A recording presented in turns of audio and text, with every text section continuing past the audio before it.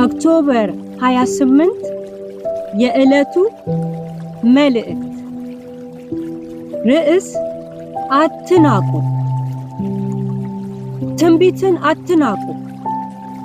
አንደኛ ተሰሎንቄ ምዕራፍ 5 ቁጥር 20።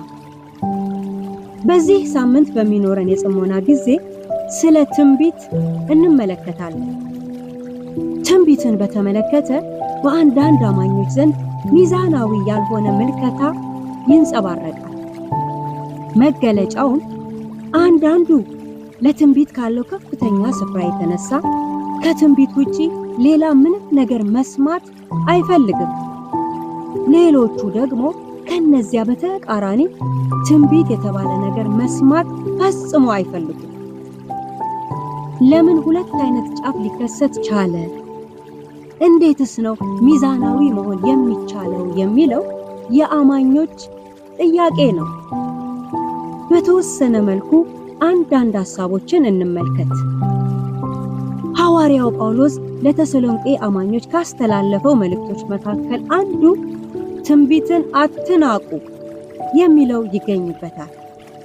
በመካከላቸው እንደዚህ አይነት ገጽታ ተመልክቶ ይሆንን?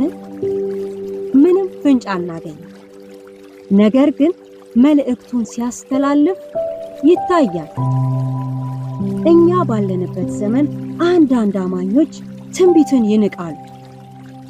ለምንድነው ትንቢትን የሚንቁት በማለት ጠጋ ብለን ስንጠይቃቸው ከዚህ በፊት ትንቢት ተነግሯቸው ፍጻሜን ስላላገኘ፣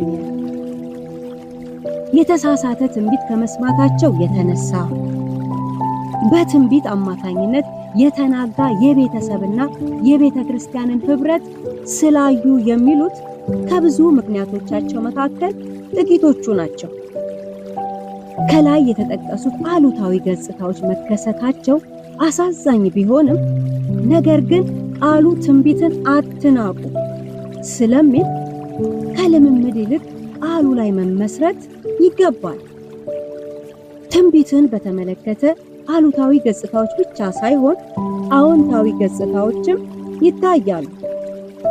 ልምምዶቹ አዎንታዊም አሉታዊም ይሁኑ ከልምምድ ተነስተን ወደ እግዚአብሔር ቃል ከመሄድ ይልቅ ከቃሉ ተነስተን ወደ ልምምድ ብንሄድ ይመረጣል።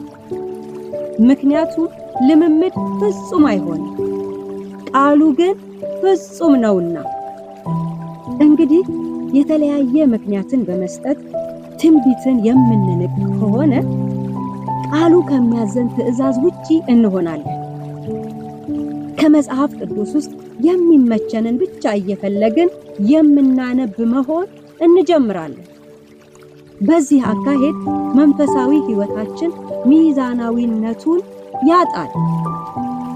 እንደዚህ እንዳይሆን ትንቢትን አትናቁ የሚለውን ቃል እናክብር። ትንቢትን አትናቁ።